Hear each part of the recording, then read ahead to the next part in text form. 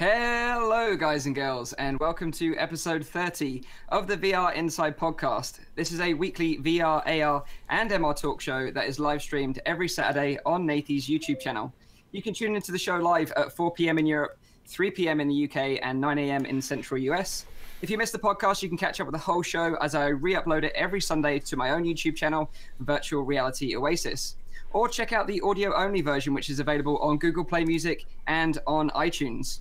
So this week, we're trialing a new way to capture our audio, so we'd be really interested to know your feedback on how it sounds. So let us know in the comments or leave us a review on iTunes. We'd really love to hear your feedback. If you've got any questions or comments during the show, please put them in the chat. We'll try to answer as many questions as we can. So if you're new to the show, which I have no idea why you would be, but let me introduce you to this group of gunters. First up, some people say that this guy is the Santa Claus of VR, or should I say Sinti Claus, because everywhere he goes, he gives presents to people. It is, of course, Nathie. How you doing, man? You all right? I am Santa Claus. I am. Right? How did you say it, Mike? Like in the Dutch version? Sinti Claus. Cindy Claus. I'd love to know. Tell me. It comes Sinterklaas. Sinterklaas. All right, so it's not Klaus. It's you were talking about. It's Sinter.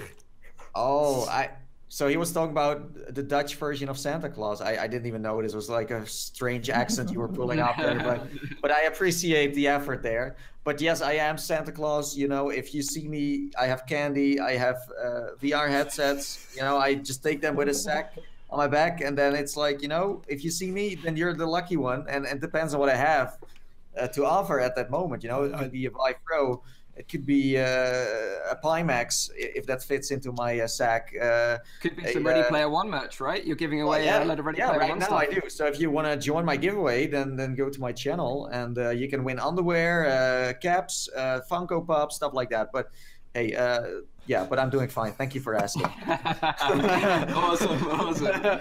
This next guy, he has made it as a VR VIP. He's getting invited to premieres. He's getting free popcorn. He has made it in life. It is, of course, our resident rowdy guy. How are you doing, mate? You all right? I'm doing great, buddy. I'm doing great. Yeah, it was actually a lot of fun to be getting invited, and especially the huge bag of popcorn. I normally don't eat any popcorn, so yeah, that was a big assignment for me to finish that one. But yeah. I'm doing great. Yeah, good to hear it, man. Some say that this next guy, he should have been in the pod race in Star Wars, as he is the true anti-gravity racing champion. It is, of course, Zimtok 5. Whatever his name is, Beckett, it happens to the best of us, Mike. It's okay. I'm good. I actually. How you doing? I was expecting to be at least somewhat nauseated after my nearly 7-hour run of Wipeout yesterday, but wow. No, tip my hat to you. Perfectly fine. You can call me Ironsides from now on, because Beckett, I got my VR legs. You certainly do. You certainly do. And last but by no means least, myself, the host of the show, Mike from Virtual Reality Oasis. In today's episode, we're going to be talking about Wipeout, the Omega Collection on PSVR. Can your eyeballs keep up with this fast and furious anti-gravity racer? Who knows? We'll soon find out. The HTC Vive Pro, the team has been tirelessly testing this headset. Does it live up to the hype? We'll soon find out. And also our Ready Player One spoiler cast. We've all been searching for the elusive Easter egg this week, and we'll give our thoughts on the movie, but we'll be clear before we go into any spoilers, so don't worry. You can continue watching the show, and we'll be superbly clear when we're going to talk about spoilers, so don't worry. Hang on in there for now. So let's start off the show with finding out what everyone's been up to this week. We're going to keep this sort of short and sweet this week, narrow it down to sort of one game, one experience per person, because sometimes these kind of eat up a lot of our time, and then we have to drop topics later on in the show. So let's kick it over to Rowdy first. Find out what you're up to this week, dude. I'd love to know. Yeah, I haven't been able to play this much this week, also because of the premiere. I've played a game of the Wizards. I've played a Wizard game called Once. I've played that one, and then I've played Combat Tested, and that is one that I actually really enjoyed. It's one with you have telekinetic powers, and you can like lift things up and like throw them back down. You can like like make swords like appear in your hands, and they're like some kind of energy sword that you can like throw away as well. But the neat part of it is really like the kinetic kind of stuff. Like you have like enemies and you're way overpowered. Like it's ridiculous how much power you have, and you have like other ones that come at you with like guns. But what you can literally do is just like pick them up and then throw them into the wall and then throw them into the other wall. And it's a lot of fun to be doing that. You also have like certain power-ups. There's not a lot to the game yet in its entirety. It's mostly doing that, but it's so much fun to do that. So yeah, that's pretty much what I played. And I played around with the Vive Pro, of course. Cool, cool. I'm looking forward to your thoughts on the Vive Pro, definitely. Yeah, so this game you were talking about, what is it called again? Combat Tested. Okay, cool. And this is a Steam title, I take it? Yeah, it's a Steam title. I actually don't know if it's also on the Oculus Rift. I'll look that up for you. Okay, cool. I got a question for him. How does the name link? Because Combat Tested to me sounds like an Onward-like game. It doesn't sound like a game where you've got special powers. The story goes a little bit that you wake up in a laboratory and they've been doing some tests on you, and those tests has rendered you with like these kind of like telekinetic powers, but you have escaped. And now the main goal of the game is basically going from like -30, which is like an underground kind of lab, up until like the first floor and then escape the facility. That's sounds like that's like Resident Evil, isn't it? Where you come up from underneath. I love that kind of stuff. Yeah. It kind of like, you know, I think it's a little bit inspired by that. Not of course with the telekinetic powers, since they feel really different, but like the setting indeed, yeah. And I just looked it up on Steam. It's indeed on Oculus Rift as well, but I don't know if it's on the Oculus Store. Wait, so you can escape in this game? It's this sounds to me, Rowdy, like a futuristic prison boss game. Yeah, who knows? I don't know if you can actually escape because I haven't gotten that far. Maybe it's just at the end like, great, you can escape now, which is possible because it's a very, very plain game at the moment. Cool, cool. No, that sounds super interesting. So what about you, Zen? What have you been up to this week? Couple of titles. I'll say what I played and then I'll go into one of them. So the main ones I've played are Wipeout Omega, I mentioned. So free VR pass to that one. Arc Park, Worlds at War, which is like a helicopter sim. Which I thought was like a military helicopter sim, but actually ends up being like aliens are invading and you got to blow them away, which looked very pretty. Very, very limited gameplay in that one. And the last one was Shadow Core VR, which I played multiplayer. So out of those, I'll touch on Arc Park because it's the one that I was expecting to just shite all over it and say this is terrible, like all that. It's actually not awful, and I think anyone with kids is going to find that it's very good. There's actually a lot more to it than I was expecting there to be. So it's not just skin deep. And there was a bit where you get these dinosaur miniatures, and the miniature, you throw them, and then they blow up into a giant dinosaur. That scared the shit out of me because there was a T-Rex. I'm like, oh, right, a cute little thing. And I threw it, and like some of the dinosaurs you can pick up, and they just like wiggle in your hands like this cute little animal. So if they had taken... I haven't gone too deep into the game, but we spent maybe an hour and a half at it, and my wife and I both played, and actually, it's got a lot of very good animations. I think someone who's, you know, a single player looking for an experience that's really going to satiate their desire for like a dinosaur game, like Rowdy, probably won't be so much for them. But I think for people who are more dipping their toes in, I think it's okay as a taster. But I played it as well, and for full price. I agree with you, Sim. It's indeed like at full price is a little bit. I don't know if I should half buy that price. I'd be okay. There are a few things that are indeed very well done. I think the thing that I enjoyed most of it was the train ride at the beginning. Oh, really? Like you get on that train and you're speeding towards the park, and you have like these jets that fly by, and you have like a mosasaurus that like jumps out of the water. I think that was really, really cool. And you also have like those forest trails where you can get and ride on a dinosaur, and you see like all those kind of things. I think that stuff is neat, but all like the shooting and that kind of stuff for me. You can ride on the dinosaur. I'm sold. So you can ride on the back of like a Velociraptor or a T-Rex or whatever.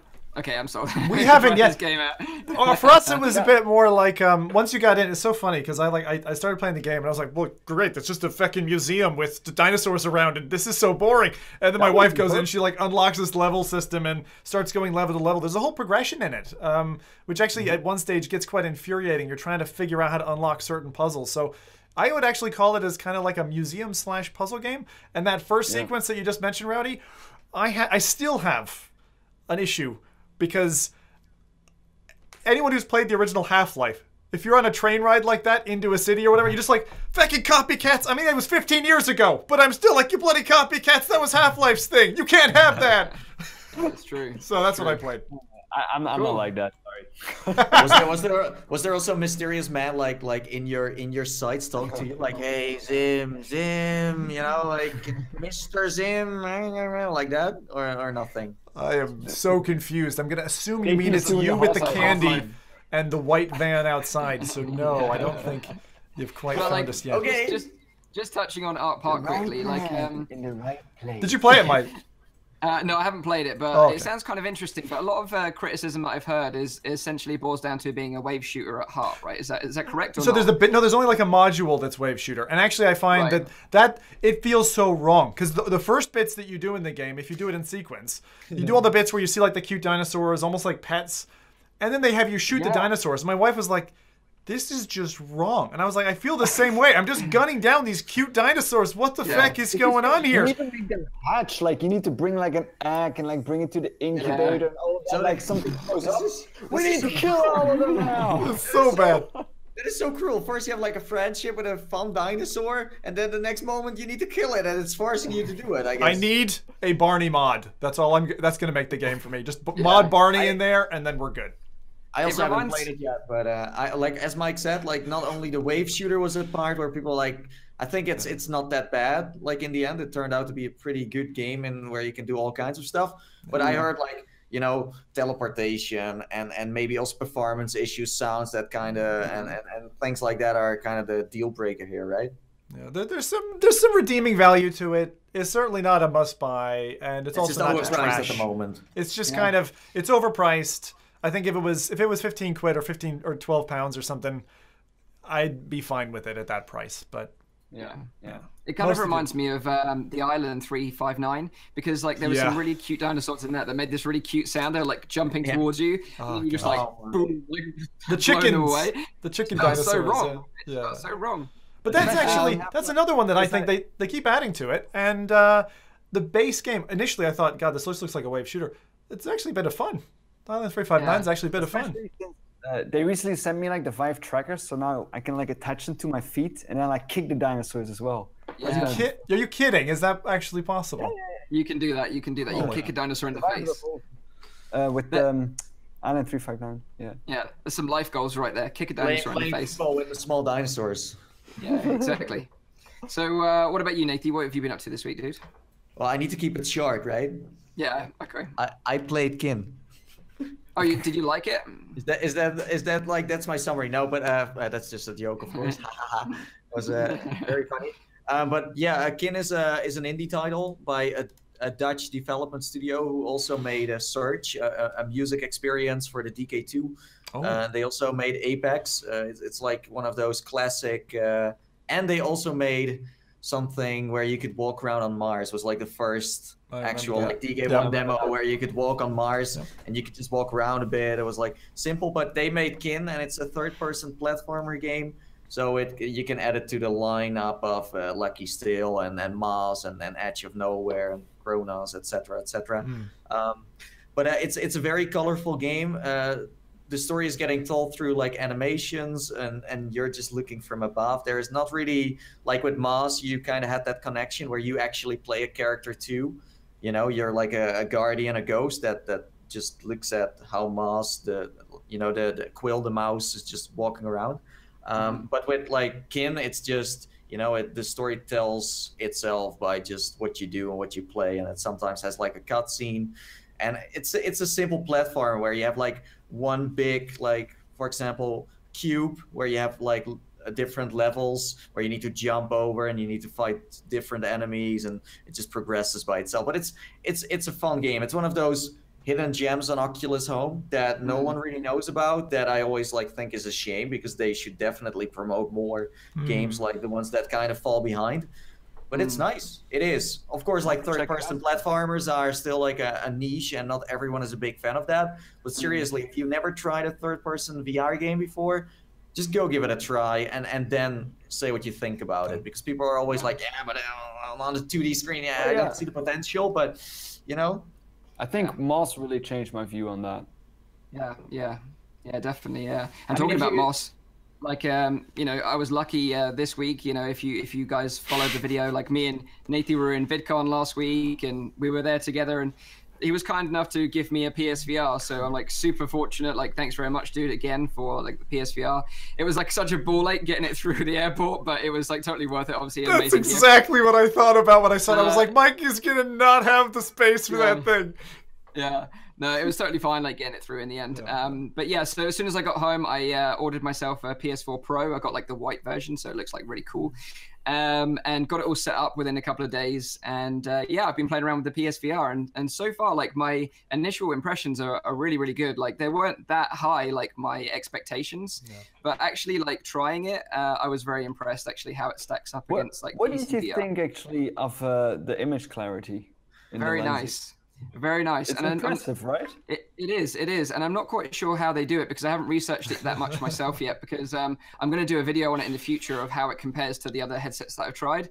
But I don't know if it's because they use a single panel over using dual panels that they can get that image clarity and that resolution. They don't use Fresnel lenses. Yeah, that is a big thing already. Makes a big difference. Right. So you actually go back to like DK2 days, right?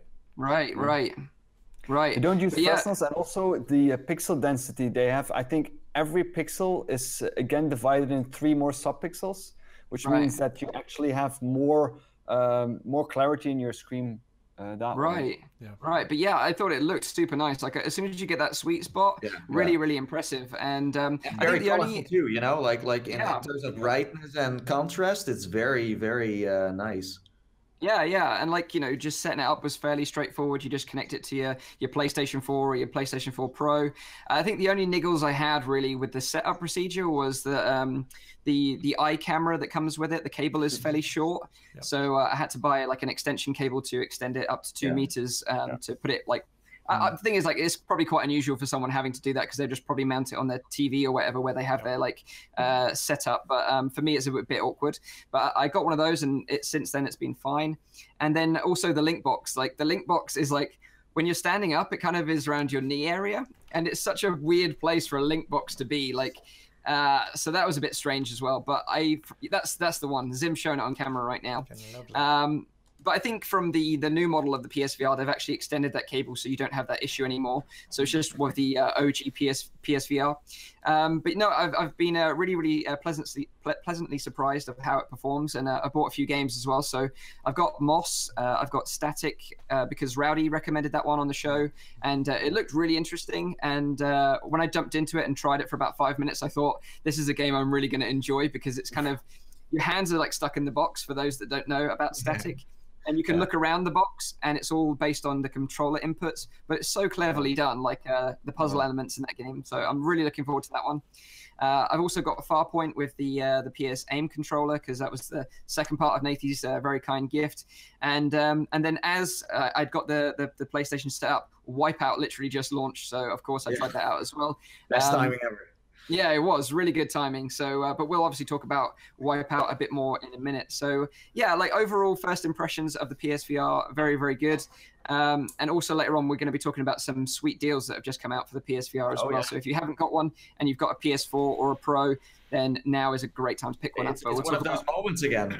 It is completely. But the great thing about this sale, which we'll talk about shortly, is that it's open up to Europe as well. So we're no longer being left out, which is really nice. Yay. Oh, and the best part here, I'm also going to say, because Chad has said it, and I have to underline the same thing. It says, Mike needs to play Resident Evil 7 on PSVR.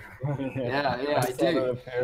Yeah, I do, totally. Like, I would totally play that on the PSVR. But the only thing I don't have right now is the Move controllers. Do you need that to play Resident Evil? You don't need it. No. I didn't. I played it with DualShock, I think. Oh, you can play it with the DualShock? Yeah. There's a lot of games. Have you guys heard the rumor of Resident Evil getting maybe VR support on like Steam as well? Yeah, I've heard. I did hear that, yeah. PCification might be coming soon. Yeah. I feel like I've been waiting for it my whole life.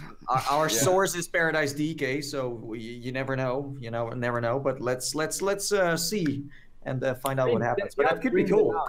They are bringing it out. They'll have to, right? So I mean, it has to come It's a missed opportunity. They can just totally. Well, it's not as easy as putting a USB stick into some kind of Steam server, but you know, it's let's say it's fairly easy to do it. Yeah. And the thing is as well, like it was PlayStation that paid for the exclusive, so that exclusivity must be running out soon, surely. Of course. Yeah, that's also that's a thing as well. Yeah, true. That's the counter. That's the counter kind of rumor that I've heard, though, is that maybe the exclusivity has been extended another year. That's what I'd heard, but I don't know if that just came out of space. You know, someone could just have said that on Reddit or something. Yeah. So let's dive into our first topic of this week's show, and that is Wipeout the Omega Collection on the PSVR. So this week, there was a free update to Wipeout the Omega Collection on the PlayStation 4, adding support to the PSVR. And as I literally just got a PSVR, obviously thanks to Nathie, I thought it'd be an awesome time to jump into the game and check it out. So I bought it on the PSN. If you're interested in picking it up yourself, you can pick it up on the PlayStation Network. It's $29.99 in British pounds. $39.99 in US dollars. If you pick up the physical copy, like on Amazon or from like a shop, then it's a little bit cheaper. Like you're going to save yourself a couple of quid, a couple of bucks. But you can also pick it up secondhand and then just have the free update as well. So you can actually get it half price at the moment in game for £14 in the UK. Yeah, so if you happen to be in the UK, then that's a very good price. I had someone yesterday on my stream literally go out, buy it, and come back while I was still streaming. Nice. Nice. Like £14 is a great price for that game because so much content. Because you've got like Wipeout 2048, Wipeout HD, and Wipeout Fury all in one bundle, and you can play all of them in VR. Like as soon as you just fire up the game, you put a VR headset on, like the PSVR, the whole menu system, everything's in VR. So they've done an amazing job. Bearing in mind this is like a free update. And I love it when devs do this. You know, like a Pancake game, they update it with VR support, and then if you own it and a VR headset, then you're just getting like a juicy bonus, right? Whereas other sort of devs seem to sort of say, oh no, you have to rebuy the game that you bought in a Pancake version just to buy the VR version. And the thing I'd say, Mike, Bethesda. I mean, there's also a difference between the games, of course. I think it will be a little bit more intrusive to be making a game like Skyrim VR than it is a racer. I think that's already a difference in terms of development. Yeah. Think about the quality, right? I mean, you have to check every mesh in the entire game for Skyrim. I mean, that is enormous work for a QA team to do. Whereas, I'm going to basically VRify my cockpit or third-person camera and make sure that works. And there are some bits of it. For instance, if you're sitting in the cockpit and you look sky high, you can see that the animated planes that are flying over you stop at a certain position because you can't. Yeah, because you can't. So I mean, there's things like that have missed, let's say, the VRification boat. But there's only so far you can go with it. But I did find that the one thing that stood out to me, two things that stood out to me very strongly in comparison to other VRified games. Firstly, the options that they have for comfort that are on by default in that. There's a good range of options, and you can switch them off and on and all. But there's about 8 different settings, which most VRified games don't get. They usually get a very light touch, so that was nice. And then the second thing that I thought was really impressive was the fact that you can float in your cabin. So you can lock your camera to the pilot instead of the ship. And if you do that, then it feels like you're on a bloody boat. And it's a little bit dizzying for the first maybe 5 minutes, even for those of us with VR legs. But once you get it, it's awesome feeling like you're actually in this hovercraft. Very cool. Mike's like, nope! Did you play it that way? Yeah, played it that way all 6.5 hours. You are mental. I don't know how you do it because I tried it.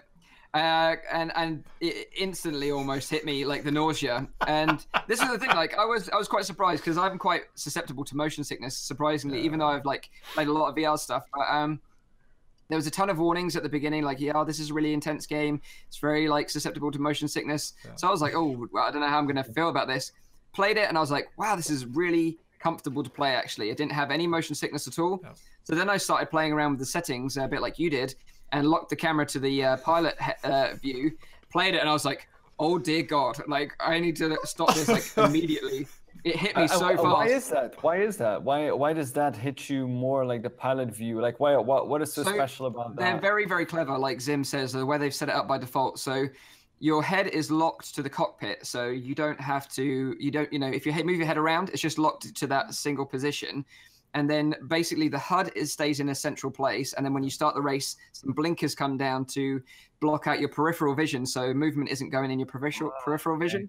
And then so you're just focused on the track, and although it's really fast and really intense, it's actually quite comfortable. Like the ship rotates around the locked HUD, so it actually feels fine to play it that way. But to play it locked to the pilot's head, you must be mental. I don't know how you do it. Mike is not going to believe my comment on this one. I find Wipeout to be painfully slow at the start. Yeah. It's a very paced beginning until you're about 3 hours into the unlocks. It doesn't really get very fast. I'm comparing it to the best PC equivalent I can compare against. And actually, my preference of the two is called Redout, which has a whole full span of tracks, which I like the music, the track design, the car design, and just overall gameplay-wise better. And it's faster and it's more hardcore. So actually, I find Wipeout to be quite a big step back, but I'd never played a Wipeout game before. I'm a big fan of F-Zero. As I said, Redout and Wipeout is good. I mean, it's a solid game, and it's a great VRification of the existing 3 games. And it plays very well. It's very solid. The visuals are great. There's no frame drops or anything like that. The game is smooth as glass, which is nice. Really and smooth. The online mode, I don't know if you hopped on online, but it feels very fair. Playing with online players, like there's some people who are just like feckin' awesomely good. Obviously there would be because it's too deified, right? Is it crossplay with the VR and with the regular players? Yes, it does. Yeah, it does. So that's why I said like it feels fair. Yeah. Say again? You don't feel at a disadvantage, no, being in VR. You don't feel at a disadvantage. No. I wouldn't say. Advantage? I wouldn't say I wouldn't say more advantage. No, but it's like Zim says, it's very fair. I think it's not like you find an advantage that you can, for example, look to your left when you're using like the pilot view or. Like opposed to Zim, like I thought it was really fast. Like just because I haven't played Wipeout for such a long time, I jumped in. I was like, I was sitting there on the track, and it just went 3, 2, 1, go, and I was like, oh my days, like this is awesome. Like it just felt really fast. It is. And then the bits where you were going up like vertical buildings and then dropping down the other side just felt amazing. Like really, really great. Oh, that's nice. But I was a huge fan of Wipeout as a kid. I remember trading in my Super Nintendo with a ton of games and like the Super Scope, going into game and like picking up a PlayStation and Wipeout, the original one. I remember getting it home and just thinking it was like the most futuristic looking thing I've ever seen in my life. And the soundtrack was so good as well. So it was really sort of like, it hit me in the nostalgia feels like playing Wipeout in VR. It was talking about that, looking at the chat, we have another person that has a little bit like nostalgic feelings going on. Like Crash Organism says, I loved Wipeout, the first one. Friends call around, linking PCs and smack talking each other. And we also have someone who played the new one as well, the PlayStation VR version. That guy as well, VR says, I played with the blinders off and camera locked to pilot for hours. It's great. Yeah, it's fucking fantastic. Wow. See, I envy people that can do that, but like I think everyone needs to understand that people have their limits. Like even people that are like, you know, like. Limits are made to be broken, Mike. We will fix you. We will fix you. You're just gonna see me a mess, heaving like a dog on the floor, like after a couple of minutes. So this is what I love about PlayStation VR. They don't play by the rules. They have always gone for like the limits with VR. I'm sure others would be like, yeah, well, let's maybe. So these titles are like, if you like speed, then... I know what you're saying, Nathie, and I'm glad they have some balls, but I would also say they do something really painful, right? You have options there, you set them, playing multiplayer, and they snap you into a race. They force blinders and stuff on certain tracks where you can spin 180. So I don't know, Mike, if you did that, but there are combat races where as you're racing, you literally, within half a second, you flip backwards, and you're combating back and forth. So I didn't feel anything doing that. So I don't know. I guess some people are susceptible to it, but for me it was just like it was great. You remember we played that Tractor Ball together? Like I felt it then as well. Yeah. So like I think I'm just one of those people that just get it every be extra susceptible to that kind of motion. But the thing is that locked to pilot motion, that seasickness almost motion of like this kind of wave. Yeah. I can't say, because I know the different feels of, like, for me, horizontal flat spin kills me. Like, my daughter spins me in my chair twice around, and I will be on the floor being like, oh, Daddy's got it. But for the seasick motion, for me, whatever, other than being a little dizzying at first, I didn't actually get any nausea, which was really nice. I'm the super only jealous. game I ever had that in was when I played together with Nathie. We played Serious Sam. Oh, I remember that video. That's serious. The We jumping hopped one. on, The we hopped on the trampolines. trampolines, but the Yeah. trampolines they threw you like 20 to 30 meters into the air. Oh, right. So you don't expect it. You go up and you go to Yeah. and you start going down again. It was hilarious, but that did throw me off. Yeah. That's I the remember only seeing that video. I can't believe how you guys. I still don't get how you guys do that. Crazy. I've never been so excited for like an old game in VR. My God. Yeah. Was that the first one then? Was that Serious Sam like 1 or 2? It was a very old school one. Yeah. It was not like the VR versions. Like you have like the games that they made later that like Yeah, the wave really, shooter ones. Yeah, the wave shooter ones. This Oh, one right. was more like the original Serious Sam, but then in VR. Yeah, they're it was VSVR, like- yeah. Which are actually really good. Polished. They're great multiplayer fun, those. Yeah.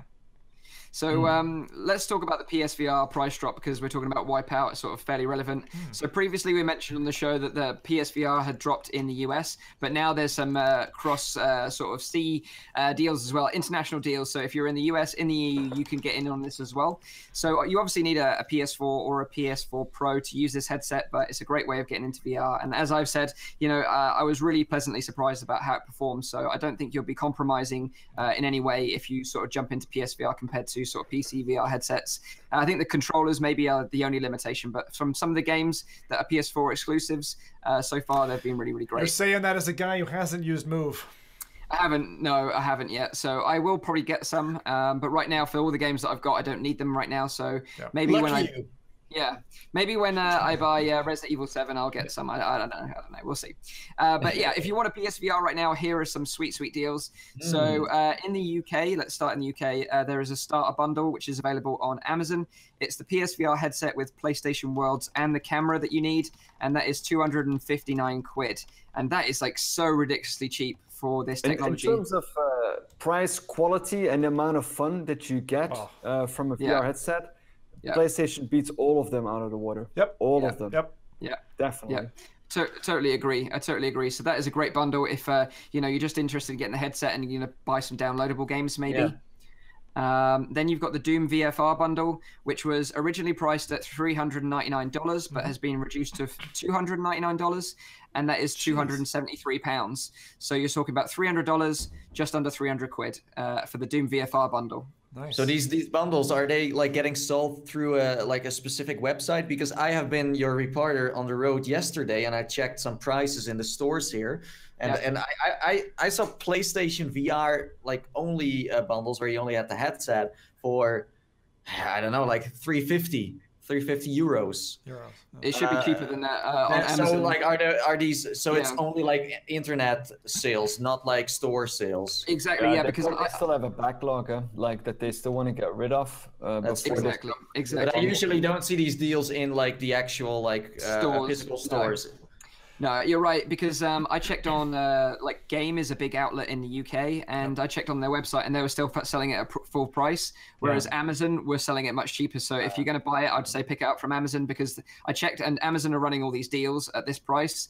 But so, again, there's that weird spin in the UK in particular. I don't know how the other countries are, but physical boxed games sometimes are less expensive than what you find online or the digital copy, maybe because of the ease. But for those of us gamers who've been around a long time, like gaming in the 90s or just after the millennium swung, getting a digital version for more than the boxed version feels really odd, but that seems to be the way. I never understood that, and I guess it's just a convenience that you don't have to go to a shop and actually physically leave your house, that you pay extra for it. But it's also probably because it's like an older price still, like they have like a certain amount of numbers that they need to get rid of, and with a digital copy, there's no real cost into like storing these keys or these anywhere else. They're always available. That's the reason why Steam does so well.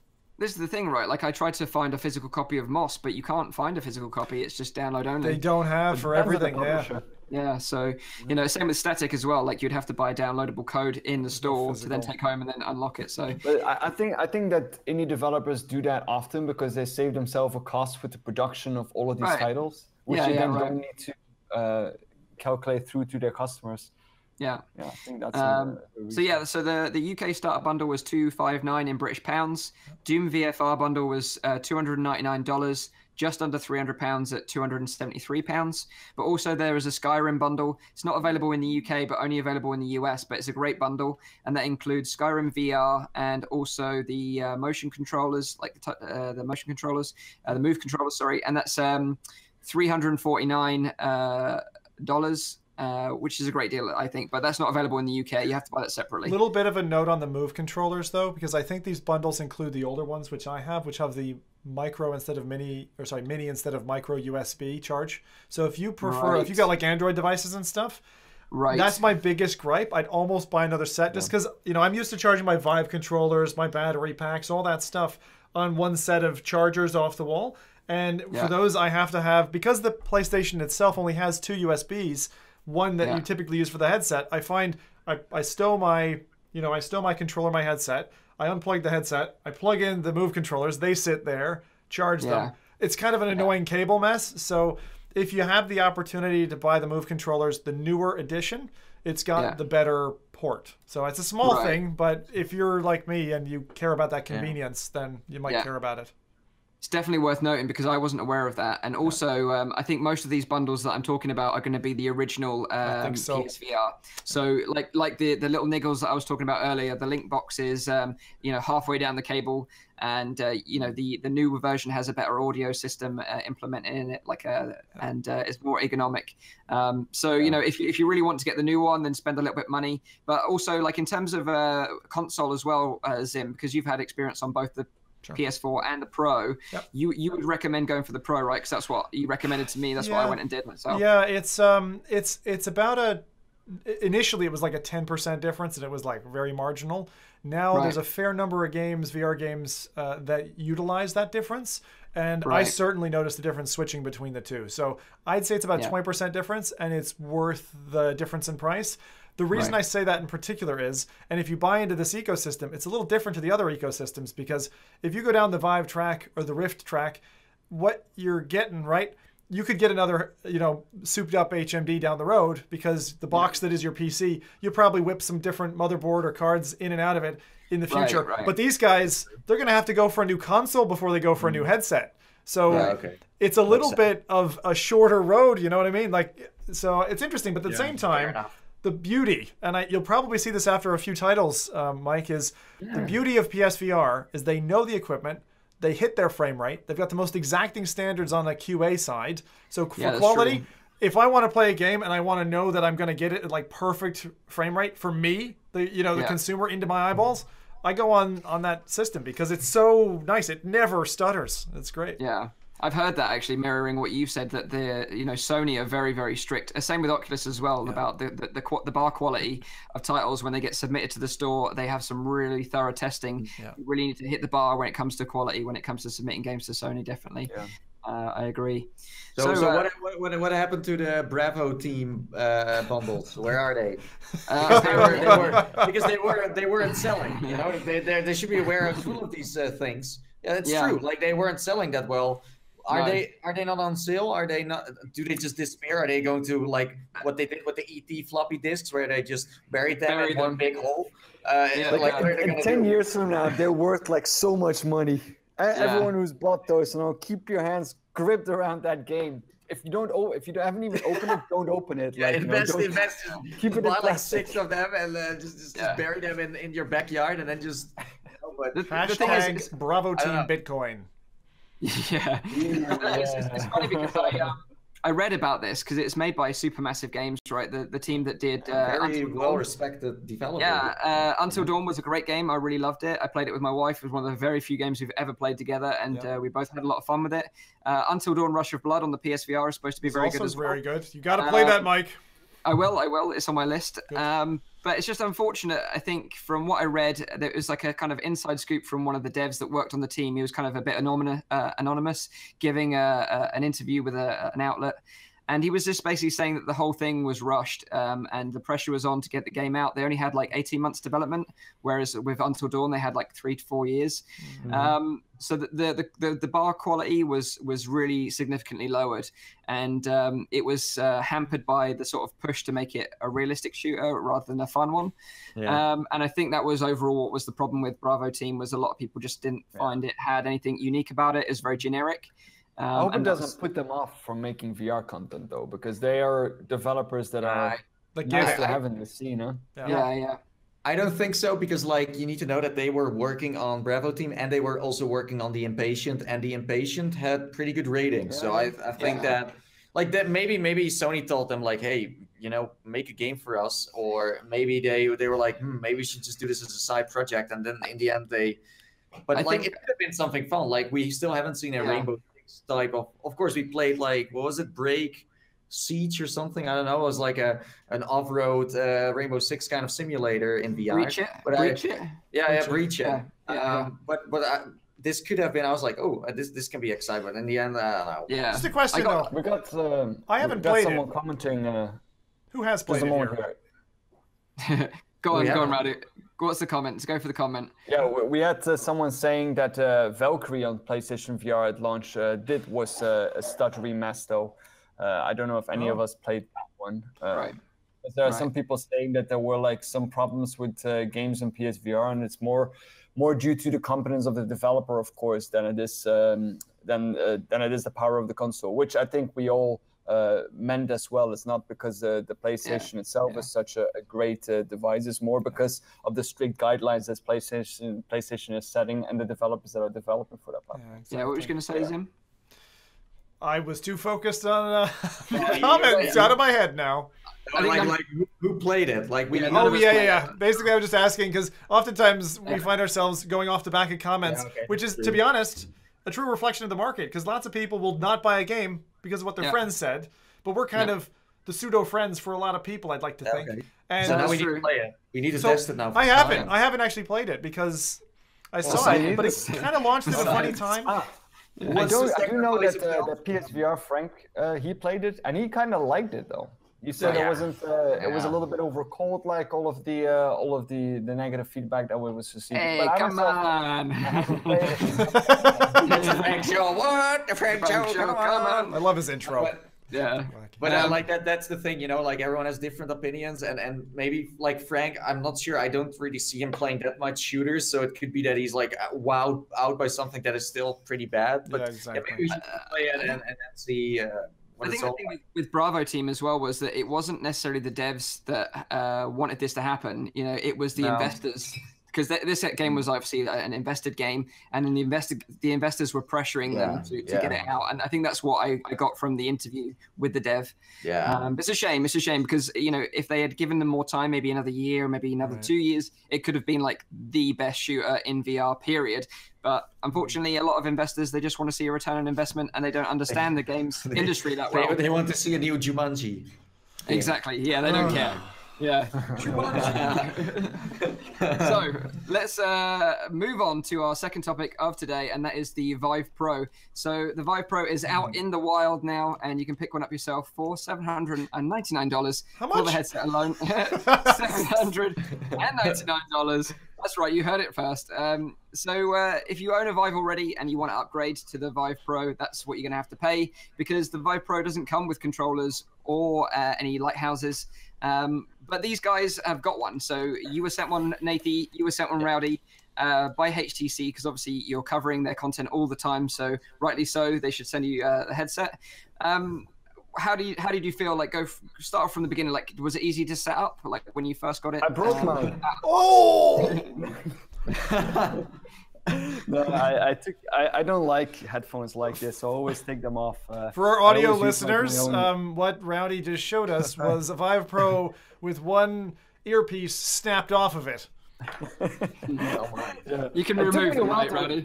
Yeah, you can remove that. I didn't like just drag them off like that.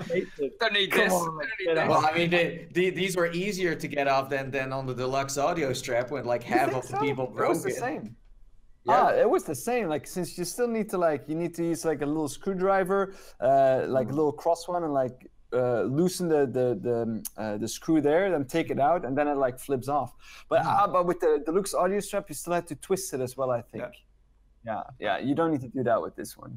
These just come off rather smoothly. So interestingly, like when you got it out of the box, you've unboxed it, you're like looking at it, it looks like a lovely piece of tech. And did you just plug it in and it worked, or was there any setup procedure that you needed to go through? No. Super easy? The only thing that I found a bit strange, I don't know if I still have it here. Wait, let Nathy say something and I'll look for it. Okay, I will say something. So, like, first of all, for $800, like, if I look at the box, it's kind of disappointing. Like, if you bought a Vive, you know that you got like a big box with foam in there, you got like all the shapes, and it's pretty good, you know. Still not as good as the DK1 case, you know. It never beats any. But the thing is, it's just a cardboard box, and then there's like a plastic base in there, and like the headset is sitting on there. I was like, come on, guys, like, why? And I'm not saying that I expect more for $800 because it's not really a consumer like cardboard package thing. It's more like, hey, you're a developer, okay, throw these headsets out of the box, let's go, you know. And it's already, oh, these bugs, wow. Like usually I'm like, oh, whoa, nice colors, you know. But then I took it out. I checked out because I did an unboxing video, and then I plugged it in, and it just worked straight away. Yeah. Okay. I mean, it just takes over like all the settings, and it just. I mean, in the end, it's just a display, you know, and the settings, SteamVR just syncs it up nicely, and it worked. I had like two little issues when I found mine. First off, they sent me the wrong plug. A US plug. But actually, the plug is just the same as the one that I have for my previous Vive. So the only thing I did was I changed my link box, and I just plugged in the old plug that I had. I plugged it in there. What I do like wait, I'll show you the link box maybe. Yeah, show the link box. It has like a nice on and off button now. I don't know if you guys or like if Zim ever noticed that, but I leave my Vive on often. I just forget plugging it out, and it stays warm with me. But with this one, I can now actually turn the Vive off completely. That's nice. Also, it has only one port. While the other one had I think three here. Yeah, it had an audio, an HDMI, and USB. So I still have I have like a single cable now, like just a single cable. While I used to have like the three glued it together, and then on the back they removed the HDMI port, so it's only a display port now, and then of course the power and the USB plug. It's like Type C2 display port, right? Right.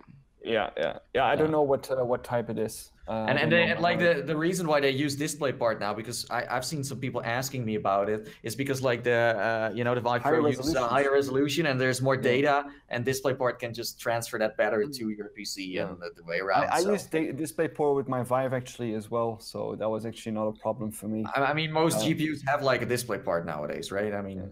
Yeah. The second problem I had was that I thought I broke my controllers, but you just need to pair them again. Pairing. God. I completely forgot how to do that, how to pair a controller. Because mine kept on blinking blue, and I was like, this is not working. I was about to send an email to like, your product's not working, but then I realized I just had to like pair the controller. So it was a PEBCAC error then. Yeah. Do you guys know that acronym? That's a beautiful acronym. If you're in tech support, PEBCAC is problem exists between keyboard and chair. Right. That's you. Exactly. Yeah. So in terms of performance, how did you find it sort of performs? Have you noticed any sort of like lag or anything like that, or does games work flawlessly straight out of the box?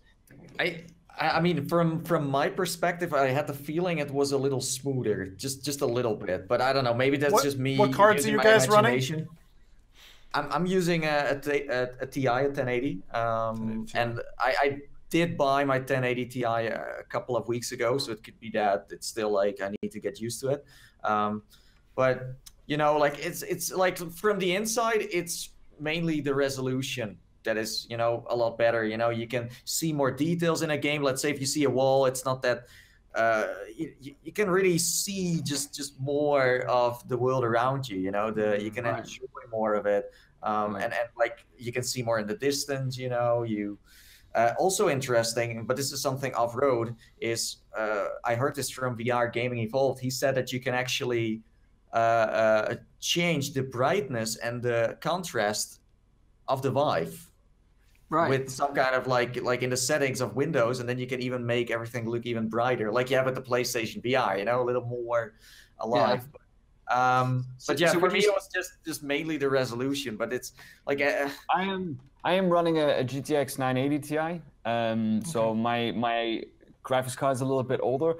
I haven't noticed any problems in terms of lag, or I also didn't notice it running it smoother.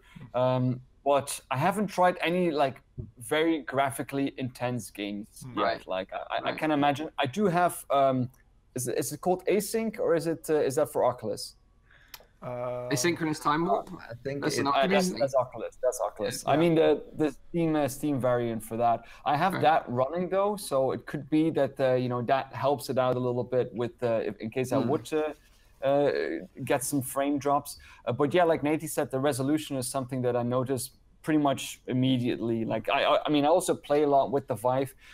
Text is a lot clearer, like Mike mentioned already before. It's you immediately see it, you can read a lot better. Also in the distance, I think I see less of a screen door effect, which makes sense because there's about a 78% increase in resolution. I don't know if you notice it that much when you're already immersed in the game and you're like moving around so much. I don't know if you'll still notice it. I noticed it the most actually when I put my controllers up and I looked at my controllers and they were like really, really sharp. Right. That was something. Got a question for you, Rowdy. So the I believe you also have for your Vive the deluxe audio strap.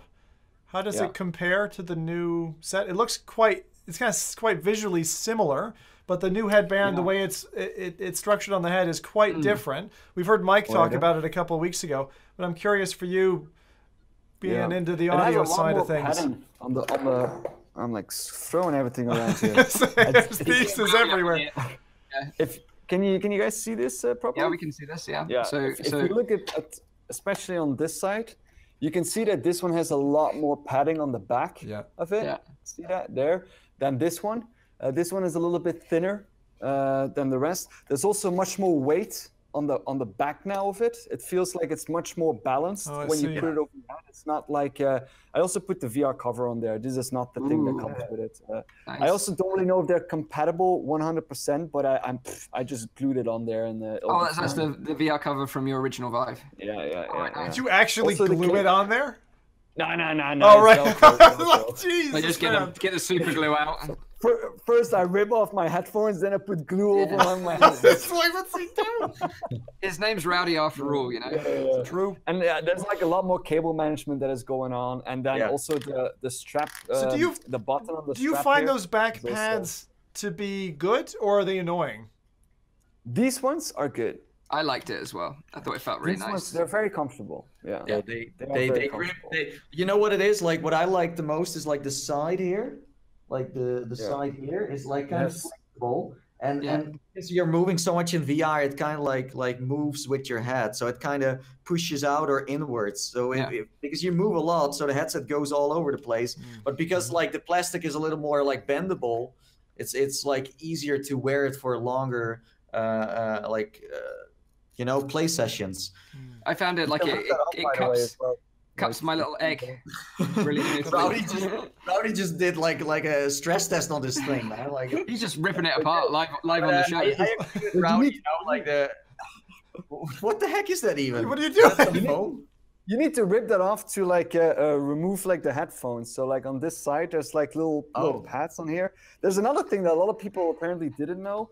Like to get access to the USB port, which you have as well, or if you jank out the cable, first you need to rip off this cover, and then you need to kind of like break this part a bit. Like it feels really weird to do this. Like you really break it. Like I thought I broke it when it's like, oops, there, and then this thing comes off. Yeah. Oh, okay. This is like a live dismantling of a fucking Pro. Yeah. My days. And then behind there. I don't know if you guys can see this properly, but in there's a USB Type-C port and this cable as well, which, by the way, if you pull this out and you don't get this off, you almost don't get it back in. Yeah, well, that's what I did. I pulled it out without, like, I didn't know I could pull that whole, like, piece out, and then I tried to get it back in, but I did see, like, another, like, USB in there, but it was, like, so hidden, and I knew I could, like, like pull the face. But the thing is, I checked the manual, and as far as I know, they don't tell you anything about that, so people don't know. Also, taking off the headphones, it's not described in there. I couldn't find it. No, I know. Yeah, I knew that the headphones could get like because they were removable because it was on their website, but it was also because there was like a little bag in there with little circly thingies, and you could like fill those gaps up, because if you pull them out, you can just fill them up, so it doesn't look that bad. Oh yeah, I was about to say that, Nathie, is that like the expose the bear signs don't look so nice. I was wondering if they had caps. Yeah. Okay. Yeah. Good to know. Yeah. But they do have caps. I didn't find them. Yeah, they do have caps. You threw them away when you ripped the box open with your teeth, Rowdy, you crazy maniac. Remember, this is for developers who know what they're talking about, not consumers, right? So, I'm curious though, Rowdy, Nathie, what are your thoughts? Like for the current price, somebody like me, Rowdy's shaking his head. Don't do it. I mean, we already discussed this previously on the podcast. If you want the best of the best, I do agree that like if this is at the moment, it is the best there is. Okay. I've never tried a headset that you can. Well, I mean, I haven't tried all of the headsets, but you know, from the popular ones, the ones that are currently on the market, I think this is the best thing that I've tried. Yeah, it's comfortable. The resolution is great. It works perfectly with the tracking.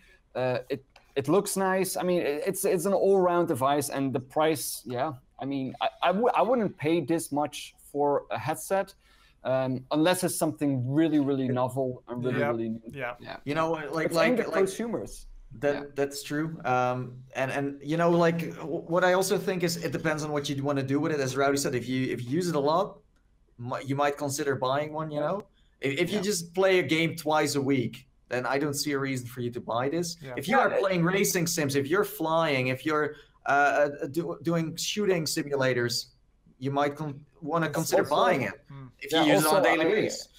I talked to Lonely Viper, for example. He was really keen on getting one as well because he plays a lot of competitive Onward and competitive games in general. And pretty much all of those people that are doing that are already buying pros just to have like, you know, that bleeding edge technology and that little bit of edge that you need. Yeah, of course. Because if you see 5 pixels more per centimeter, it's a big deal. It's a big deal in Onward. Not that Viper needs it. He could wear a friggin' blindfold and it'd still be amazing. True.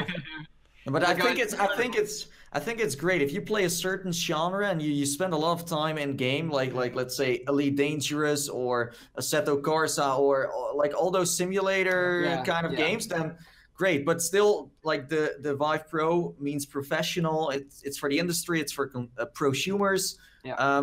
But I told most people, like, you know, if you just use it in a casual way, you don't need this. It's not going to bring your experience to the next level. I've seen people saying on Reddit, I'm gonna wait with this game I'm not gonna play it yet because the Vive Pro is gonna come out. I'm gonna buy the Vive Pro and then I'm going to play it. Like it's almost a new wow moment. But I got a list here of like positives and some negatives. I'm still working on the negatives, but the negatives are pretty straightforward. But so the positives for me were a higher resolution, visuals look way better, improved head strap ergonomics, screen door effect is a lot better, nose gasket leaks less light, being able to move in the front and moving the screen like this way and like in and out. There's like a button here. It's easier now. You can do that with the Vive Classic as well, but you see this? I thought that was for mainly to accommodate glasses, right? People that wear glasses. Yeah. Oh, okay. Yeah.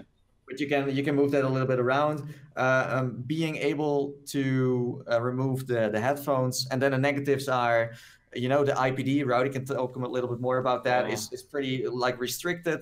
The Pro has a USB-C part, but I think it's like pretty hard to reach at this moment, like based on their manual, because people don't know. There's no headphone jack, so you need to use a wireless headset as far as I know. Oh, right. Okay, so if you remove the earphones, you have to find a wireless solution. Or you maybe have a USB like headset, but I don't think people have that. Yeah, you can buy like a USB adapter, or like I saw people that wanted to hook up a USB sound card. I mean, it's not an ideal solution, but It's like solving it's something that HTC, but the thing is HTC wants to focus more on wireless. We all know that the WiGig, the thing from Intel is going to come out soon, and they just want to eliminate as much cables. Like, let's say for arcades, if you got an arcade or a development studio, there is almost no cable anymore. No like little audio cable on the deluxe strap that went from one side to another. It's not there. It's just a 3-in-1 cable that goes from the back to the side and goes inside the headset. Nothing more, nothing less. And then last but not least, they still use the same cheap foam, and I think I read somewhere on their website where it was like kind of like some kind of luxurious kind of like material. It's still cheap foam. So VR cover is working on Vive Pro covers, by the way. That's a little scoop, but they will save the day once again. Like there's like why is it so hard? It's an $800 thing. Like all the VR arcades are gonna buy their own like other like this just doesn't. It doesn't last. Doesn't cut it, right? I mean, if I was in the having purchased the device when I saw that in your unboxing, I would have been pissed off, to be honest. And then also a thing, and I haven't tested this. Like I don't think it's sweat proof, and I also don't think it's in their warranty anymore. Like we all know that they were playing around with the warranty. I mean, we heard from some of our colleagues that like they changed it in the warranty where if you sweat too much and you destroy your Vive, you're gonna have a problem, okay? Yeah. Also, and also don't forget about the shipping. Rowdy's got a good point here. You just answered. Also, I am glad that you touch upon the IPD because I think that is often overlooked, and because I did like some research on this as well. Like I found like a survey that they did in 2012 in the U.S. Army, and they found that the 5th percentile of males have an IPD of 58. And the 95th percentile has an IPD of 70. So that means that 5% of the population roughly has an IPD of 70, and the other 5% has an IPD roughly of 58. But they put their boundaries at 60 and 74. So they go for the much larger ones, they go much, and then we're not even talking about females because then the IPD on the 5th percentile is even lower, 55. So that's an even larger portion of people that just won't be able to use the correct settings with their IPD. And I mean, I'm in that as well. I can't have my correct IPD. Just a quick recap here for the benefit of people who don't know what IPD is. So it's your interpupillary distance, which is important in getting the focus in the headset right. And it's actually an adjustment that you can make on the headset to make things sharpen up. Now, I mean, the Vive does have a pretty large sweet spot because they're using those Fresnel lenses, of course. So that is a good thing.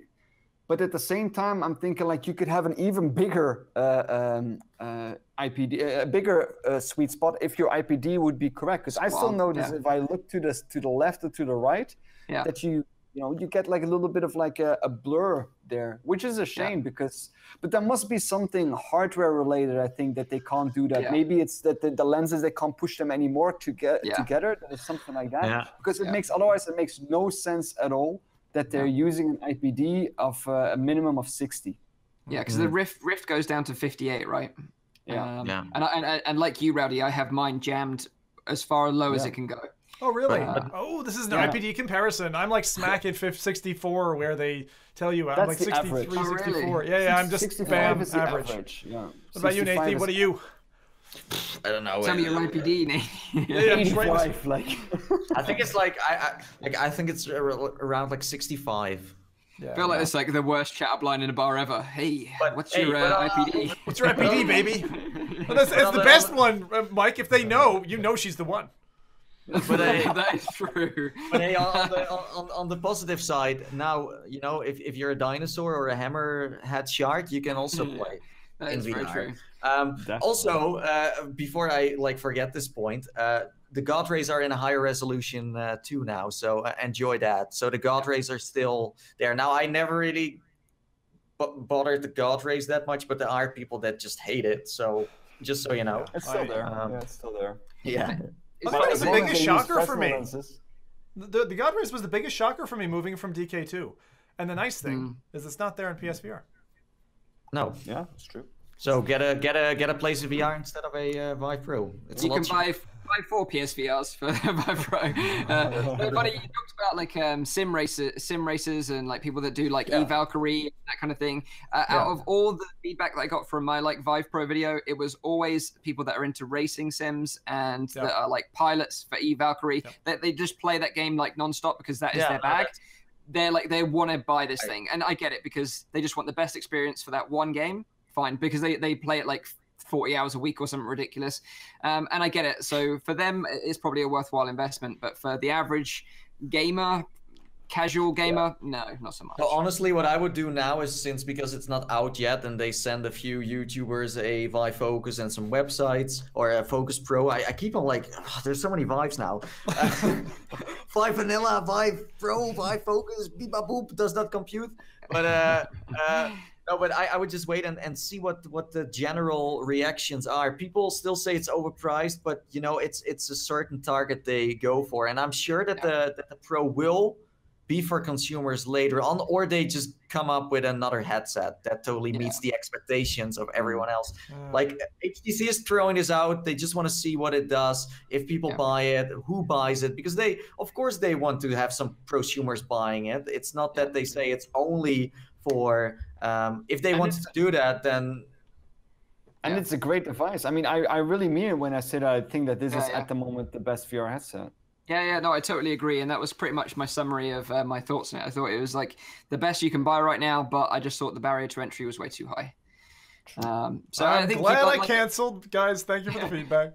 Like Nathie said, I think one day when they have a bundle where it comes with the Lighthouse 2.0 and better controllers and everything else, that's why I canceled. But it's gonna be so overpriced. That's the thing. Like this headset, this is only the headset and a link box. Oh yeah, the combo is gonna be. Oh yeah, let's get those. What's that price gonna be, lads? But I think like a lot of companies buy this now, and because they see it as a good investment, and I think they will come up with another Vive that is for the. It's almost like you got a Tesla Model X you can buy, and then they also sell a Model 3. You know what I mean? Like you have a smaller, and then we'll see. But it does throw the ball back at Oculus, like saying, you know, come up with something new. But maybe Oculus will say, like, you know, you guys can have your fancy headset, and we'll go with the Oculus. We'll go with the mass market, you know, the people that can afford a $200 headset that's all in. Out of curiosity, Mike, you said a lot of eValkyrie. Did you by any chance mean Elite Dangerous? Yes, I did. Yeah, I don't know my space sims. I am a noob when it comes to space simulators. So yeah. Elite Dangerous. That's what I meant. Because I was like, you do realize that game's like dying right now. Yeah, that's all right. Let's just move on. The fact that I'm a noob when it comes to space. Cut that out. Right. Final topic. Ready Player One. So all of us this week have gone to see the movie. Some of us have seen it multiple times. We're going to talk briefly about some things you should know about the movie that are completely spoiler-free. So don't worry, the first sort of 5 to 10 minutes will be spoiler-free, and then we'll give you some clear warnings to say, right, we're going to get into spoilers now. So stick with us for a little while longer. I'm going to give them a quick example of what that will look like on screen. So once we do spoilers, you will actually see a warning on screen. All right. So like this. Okay. So I just wanted to cover some really basic information first, because like say for people with families that maybe want to go and see this movie with their kids and everything else, the film is rated as a 12A. So that basically means that if you're 12 or older, you need to be supervised by an adult. The movie itself does have 2 big swear words in. Just, you know, if you're like, you really don't want your kids exposed to swear words. Some people are like sensitive to this kind of stuff. So I thought it was important information to have out there. And also that the movie has some horror elements with blood in it as well. So it depends on, you know, if you're cool with that with your kids, then that's fine. It's not necessarily too scary, but it's just one to be aware of that there is these horror elements, there is these swear words, and it does have blood in it. I think it can be pretty scary. I agree. My sister, because she went with me. She, at a certain moment, it was like really quiet in the hall, and something happened, and she like shrieked. Wow. That's like, Yeah.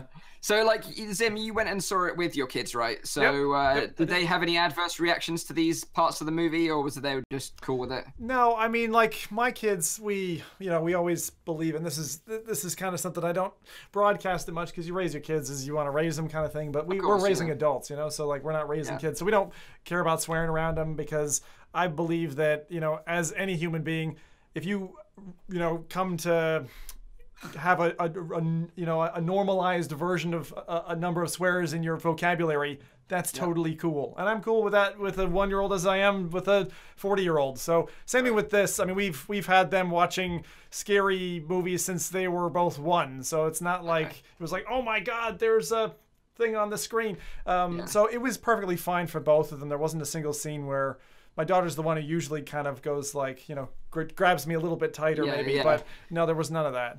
Okay, cool. So there you go. Like, there is some elements to it, but just be aware of it. That's what going into it. It's also 2.5 hours long. So if you have kids that just won't sit around for 2.5 hours, then just be aware it's a fairly long movie. Mine both fell asleep. All right, well, ideal, perfect.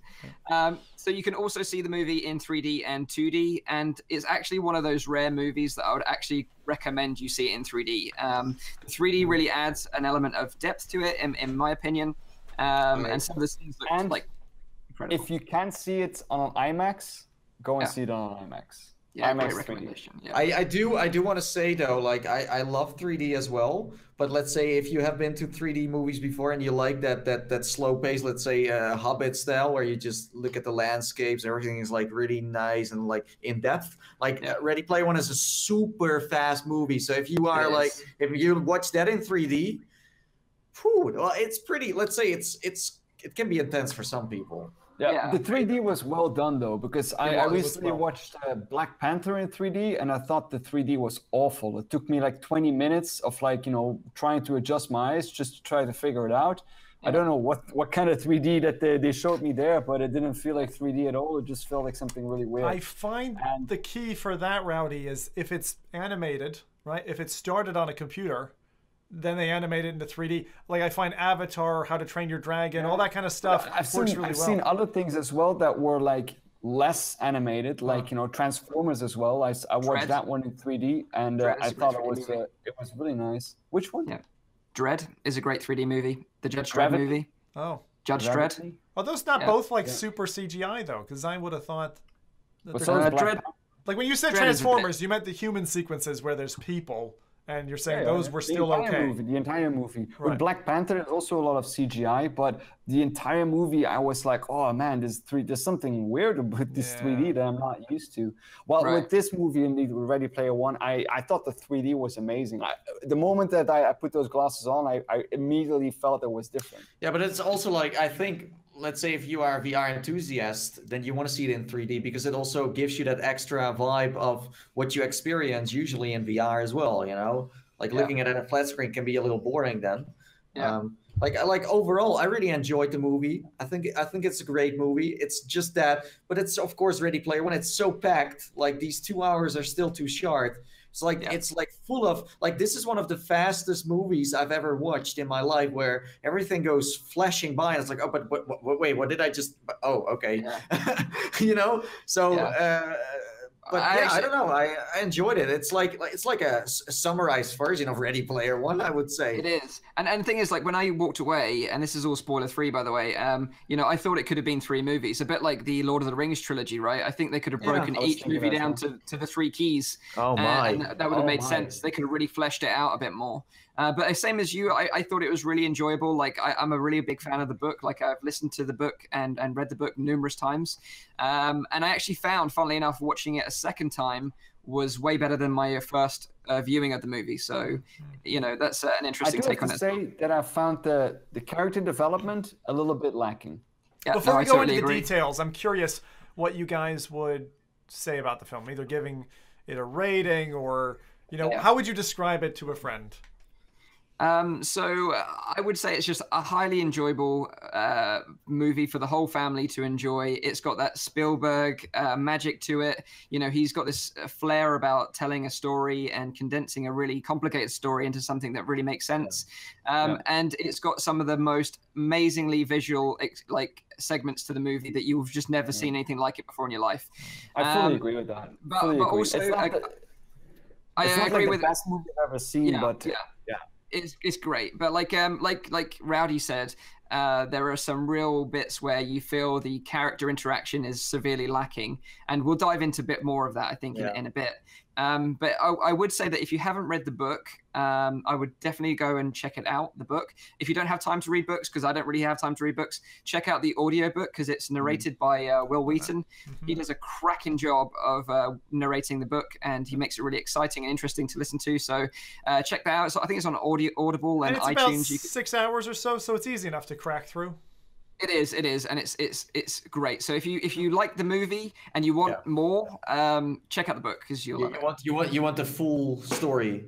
Yeah. Because I don't think this is a spoiler. I'm trying to like think of what I can. What did you say before we did? I usually don't do like movie reviews, but like you know, you have small things that miss in the movie that you like have in the book. Like for example, you know, you have the DeLorean. You have seen it in the trailer as well. There's a Ghostbusters logo on the side. I haven't seen it in the movie. Maybe I missed it out here, but I don't think it's on there. So they're like small things, but also certain characters, because you need to know that you need to buy all these characters to put them in the movie. So they have been kind of, because you can write about everything you want, right, in a book. You don't need to pay for that. Yeah. But if you make a movie, of course, and you want to have, let's say, this guy in there or that famous character, then you do need to pay for it. Weird, exactly. And I don't know about you guys, but I thought the scenes in the Oasis were actually more compelling than anything that happened outside of the Oasis. I don't know if you guys felt that as well. Like a big difference in like the CGI is so good. Like the face, like, because the faces kind of look like the same persons that are like outside of it. Like it just matches, and it doesn't feel like a bad 3D movie. You know, we're so far into like CGI now, where it's like it's really nice. So just quick question before we move into the spoilers, and this is a question to you all. Do you think this movie will help the VR industry move forward in any way?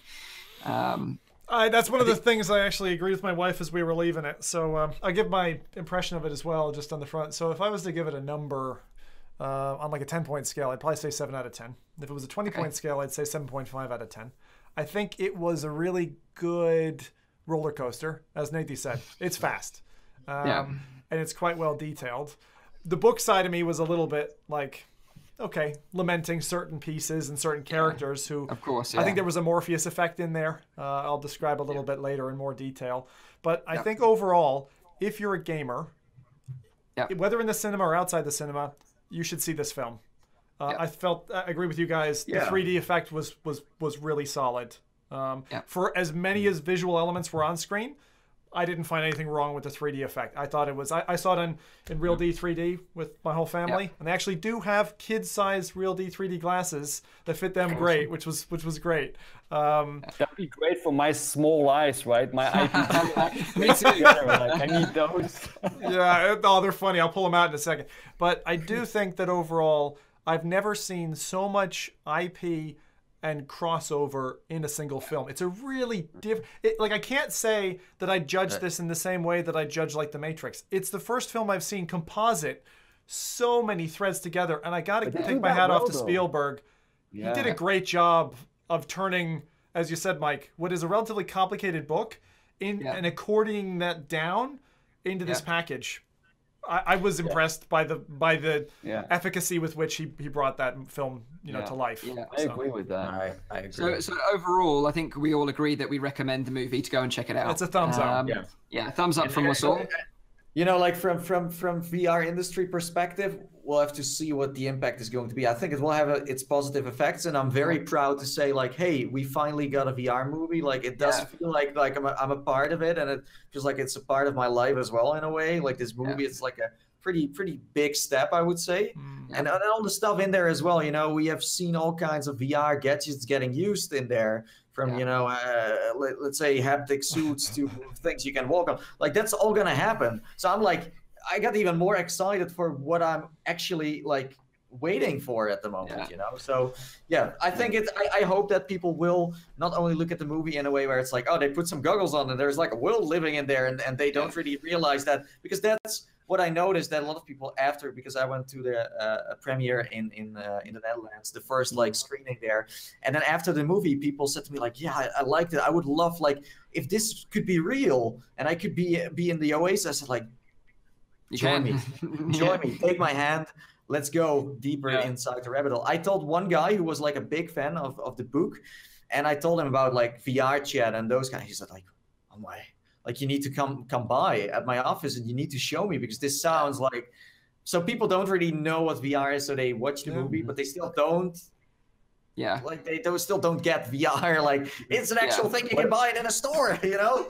Yeah, I totally agree. I think the movie does a great job at, and like regardless of like whether it will have a huge influence on VR, is I think it like highlights the potential of it, and I think that's an important thing that this movie does. That it shows people what is virtual reality. You know, how does it work? Is this something that is popular? What are the things that we can do with this? You know, the same with like the influence that, for example, the holodeck in Star Trek has, you know, when so many people are trying to copy that and trying to like build that and something like that. I think that this movie also like, it raises again the awareness of virtual reality, instead of like that it will really have a significant impact on the amount of sales, but more people will now know what virtual reality is. I think that is a good thing.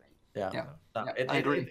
And I think the movie, because it goes into VR, you really get sucked into like VR as well. You know, it's really like you're sitting there like, okay, let's go into the metaverse. You know, I had a very interesting experience, because we went to a restaurant just before going to the film, and the lady at the restaurant, she's like, oh yeah, my boyfriend really wants to see that film. She's like, I'll have to make some excuse so I don't have to see it. You know, it was that kind of a feeling. And then going to the cinema. Actually, I'd say it was a ton of nerds. Like, and it wasn't even lots. It's funny. I went to a cinema. It wasn't even packed. It wasn't even full. I'd say about a third of the cinema was taken up. But this was on release night. So I got the feeling that, you know, the geeks and nerds out there are definitely tuned into it. I don't know how good a job it does of selling this, but I think if someone does happen to see it with a family member or a friend, again, it normalizes the concept of virtual reality a little bit. So it takes us that step closer to that's going to be an acceptable part of our world. I mean, it's Spielberg, after all. Yeah. Right? Yeah. Like my wife, she's not really into like VR. She's not really into technology. She's like a massive fan of Harry Potter, but she came to see the movie with me because she knows how like important it is to me. But she actually said like she loved it. Like she really, really enjoyed it as a movie. And that's a testament to the movie in itself. Yeah, and I think like this movie serves like two audiences. I was like watching it with my brother, and there were things in there that he had no clue of, because there's so many references. You need to be, let's say you don't need to be a geek, because Steven Spielberg is pretty genius in almost every movie he made. Like if you know a lot about a lot of shit, like in terms of like video games and movies and all kinds of things, then you're gonna be like, you're like, but then like someone who doesn't know, let's just go into the spoilers, because I can't. Okay. One second. Now. So I the just next want to say something here that I can't say. All right, hang on. So we're transitioning into the spoilers now. You will see a giant spoiler warning on each of the scenes we're in, and this is going to continue until the end of this episode. Yeah. So if you don't want the movie or the book to be spoiled for you, then leave now. Come back when you've read it or seen the movie. There's nobody watching anymore. No. Oh, right. We'll just hang up. So come back once you've seen it, because you really should go and see it or read the book before we get into this. But if you've read the book or you've seen the movie, then stick around, because we're going to get really deep into the rabbit hole and talk about all the spoilers and how it compares to the book now. So we'll give you a few more seconds to leave. We thank you for being part of the show. We'll be back on our normal schedule next week. We love you very much, but we just don't want to ruin this movie for you. So exactly. Right. I think can I kick it off then? So Spoil I was just away. talking about the fact that this movie is for like two audiences. So there are characters in this movie that are sometimes in a scene where they say like, I don't know where I am. That they have like a scene from The Shining. They are like in the actual Shining movie, and one of the characters doesn't know where he is, and they explain him what it is and where he is. That's for the people that do not know The Shining, never watched it. Well, I'm like, oh, I know this place. And it takes a while before the other audience. So it switches between two audiences where the other audience will know 2 minutes in the Shining room where they are. Off it. You're right. That was beautiful. It's so nice. And it's happening more where someone says like, hey, I want to have that bike. And then someone's like, what bike are they talking about? And then they're like explaining it. And like everything is very nicely like I was kind of hoping that there would be more of these kind of things in the movie, like really, like, because you have The Shining that was really fleshed out, but it would have been nice to have seen like other kind of things also. But then, indeed, like you said, you would need to have 3 movies instead of 2. And I think it's a smarter play to have the one, to be honest. Because think about it, if they'd broken that into 3 parts, would it have been a box office success? Yeah, it's a risk. It's a risky thing. But like Mike posted a few of like the movie posters on his Twitter. There were so many like. We could have gone into Indiana Jones. We could have gone into like, Marty with like Back to the Future. Like I like The Shining, but if we could have picked one, I wouldn't have gone for like The Shining. I don't know. Like I loved it. I thought that they did that so well. I thought that the minutia, the detail that they went to in that segment was just gorgeous. The way the blood came out of the elevator. My God. Yeah. Think about that as a VR headset. Jesus. But like I was just waiting for that. I'm not sure if you guys ever seen like Monsters Incorporated, where they go through doors and they go into different worlds. Like with this movie as well, I was expecting them to run from The Shining, open a door, and then they were in another world and they were just running around like real fast, you know? And you could have some like. But I don't know, like as I said before, the movie kind of like I said, I liked it that they fleshed this out because you had that character that didn't know the movie and who clearly also had no idea, clearly also didn't like horror games or horror movies. That makes like that entire so much more funny because I really like that part. I think it's a really good choice. Also later, because all of those 6s, they also need to go into The Shining to go and try to find like the clue that they need. So good. And they're all like freaking out and like screaming and like that was such a good part. They played on the comedy of this one really well. And I find that like for people like my wife has never seen The Shining, so it was really fun to be watching the film with someone who had no idea what was about to come. So I'm wondering, like, for you guys, like, what was your favorite scene? Let's just like kick it up with like Mike. Okay, so I just to quickly give us some basis. Like, I've read the book. I think Zim's read the book, right? I have listened to the audio. Right. Yeah. So Nathie, have you read the book or the audio? I haven't read the book. Okay. No. Okay, so my favorite scene out of the whole movie was the race at the beginning. It's a real gear change from the book. The way he obtains the copper key is very, very different, and it's also a very iconic scene from the book as well. So I was a bit disappointed that the scene from the book, because in the book, if you don't know, there's a limerick that he has to solve, and basically he's stuck on a planet that's covered in schools, and that's basically the reason why people go into the Oasis. It's the main use case, and everyone goes to school in the Oasis. And he's a real low-level avatar, and he can't leave the planet because it costs so much money. So he's really into like the egg quest, and he's a gunter, and he's really into Halliday trivia, but he can't leave the planet. So he thinks he's screwed, like he has no chance of being in the contest. But he basically solves the limerick, which is the copper key awaits explorers in a tomb filled with horrors, but you have much to learn if you hope to earn a place among the high scorers. He basically figures out that you have much to learn is a reference to the planet that he's on, which is Ludus, the school planet, and that the Tomb of Horrors is on the planet. So he finds the Tomb of Horrors, he goes in there, and then he has to fight the Lich King at a game of Joust, which is the iconic classic video game, right? Where you ride the ostriches and you have to joust each other. So because he's played the game so much with his buddy H in H's basement, he always used to play on the left-hand side when he played with H. So when he plays the Lich King, he gets beaten in the first round, but he's like, hey, I want to play on the left-hand side. So the Lich King swap places, and he managed to beat the Lich King in 2 consecutive games afterwards and wins the copper key. Obviously, in the movie, it's this like huge race scene, right? You got this like race through New York. I wondered where that came from, by the way, because my brain was going, I don't think this was in the book. Like, it was like, hang on a second. But to be honest, they kept that main spine, that channel, and that surprise. Like, seeing all the main characters, seeing the fucking T-Rex, seeing King Kong, and just seeing the whole way they revealed that, to me, was one of the best bits of the movie.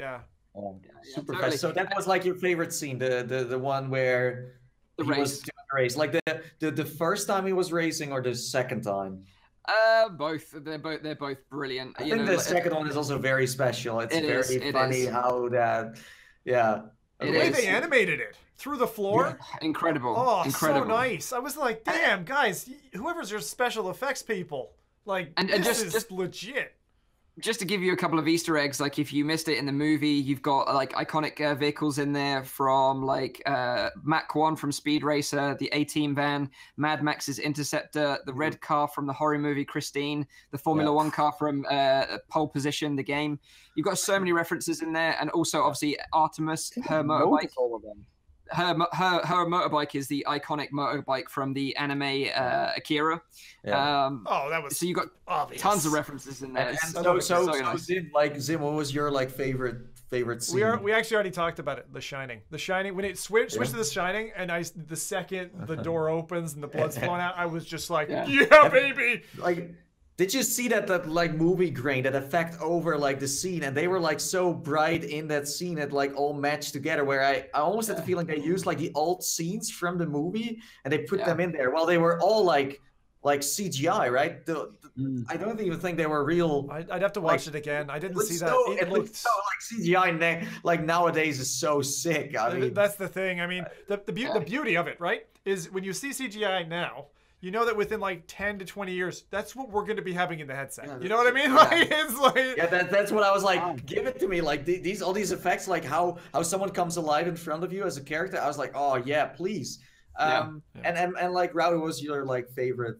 Yeah, just 1 second, because Paradise Decay said actually that they featured the Jaws characters in the final battle. They even turned into X when they were hit or killed. Yeah, that's right. Like the ostriches were in the final battle. Yeah, there's people riding ostriches with jousts. Yeah, there is. Yeah, he's right. I think since Zim already said the Shining, I'll pick something else. What I really liked was actually in the beginning when he logs into the Oasis and he starts to starts to search for a friend. I thought it was amazing how that was done, like searching for H.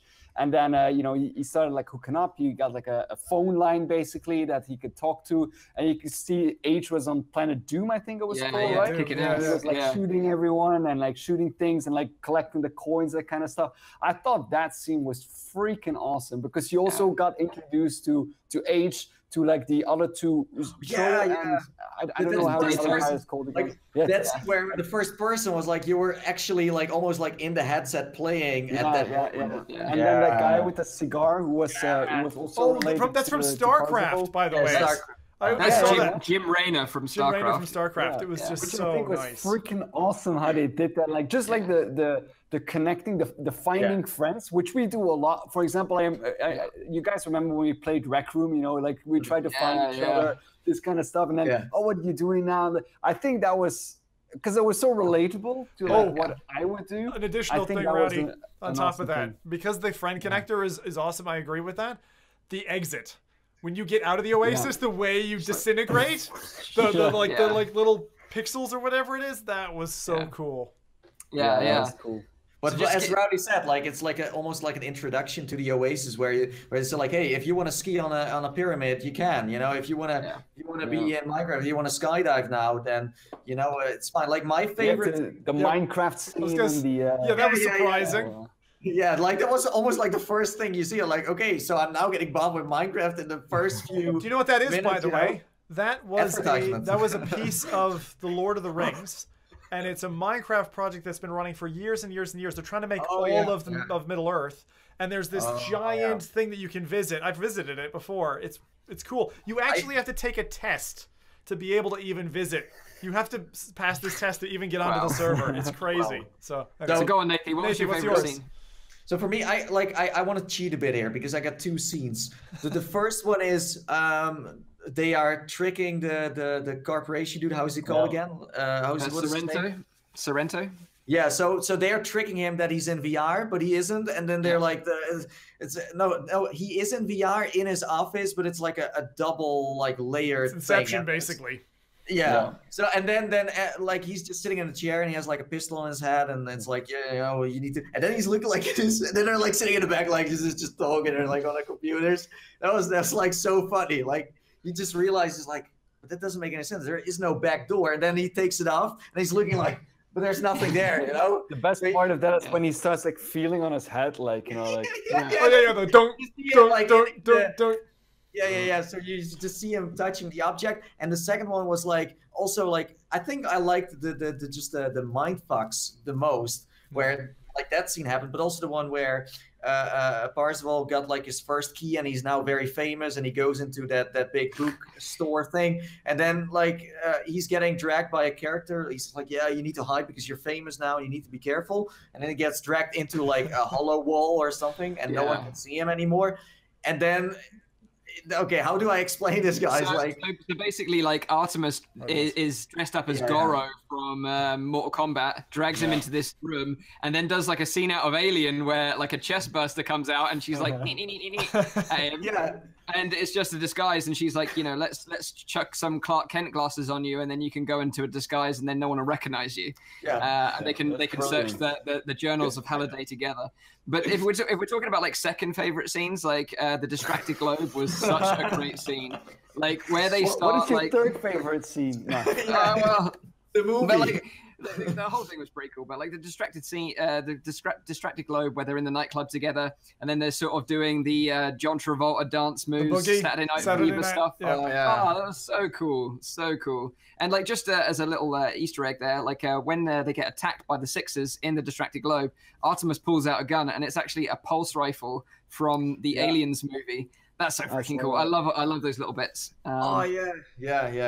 Oh man, we can talk about this for hours. Like the last battle at the end, it's like all the players they sacrifice themselves, right? To like they throw weapons at them. It's like, give me that weapon. Okay, give me now this one, and they're just throwing. It's so cool how everyone it feels like a shared movie where everyone works together and the teamwork is like just splashing off the screen.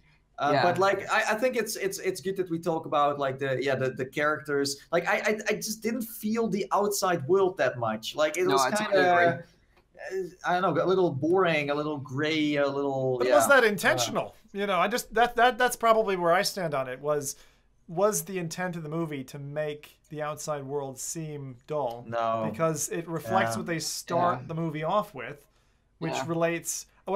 I know probably where you're going with this, which is a lot of the characters in the outside world part of the movie, a lot of the stuff from the IOI Corporation are pretty deadbeat in terms of the characters themselves. But I actually found, if there's any sins the movie makes, I think what it did to H and Artemis was awful. I think they Morpheusized both characters. H is not the person who has the hots for the main character, like in the book, and Artemis is not half as badass. They kicked her off to this kind of side character who swoons over Wade, which was not the way it was in the book. And I would have liked to see a little bit more acidic, sass. A little bit more sass there, a little bit more prowess. Just to give that a bit of context, like in the book, they actually fall out. Like the three of them fall out, like Artemis, H, and Parzival. And Parzival, this is after they get the first key, because they all kind of help each other get it in a way. Yep. But then because they're all famous, they've all got this money. Parzival kind of, after the stacks get blown up, he like moves to Columbus, buys an apartment, gets all the best gear, and basically just locks himself in a room for like the best part of 5 to 6 months. Doesn't even talk to the other guys. He's trying to get hold of Artemis, but she's just ignoring him. But that's the thing. Like then the movie would have been so much longer because there was so much they had to pack in there. Like I got a great example of like, because the relationships and the friendships in the real world weren't that great as the ones in like VR. And one of the examples I have is I didn't really care that much when they blew up his house or his camper where his aunt was living in with his uncle. Of course, the uncle was like the douchebag, but I didn't care. I was like, it blew up. I was like, oh yeah, well, okay, now his aunt is dead, I guess, so he's gonna be angry. Okay, fair enough. But I didn't care that much. And then when it wasn't Shoto, but the other guy, how was he called again?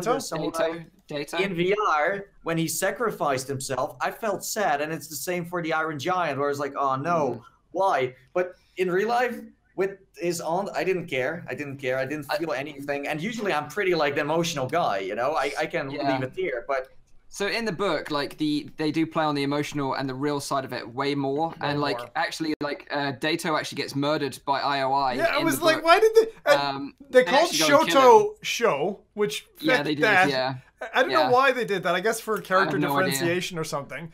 But you actually just touched on it, so I don't forget. You asked me just before we started, Mike, to say what's your favorite Easter egg, right?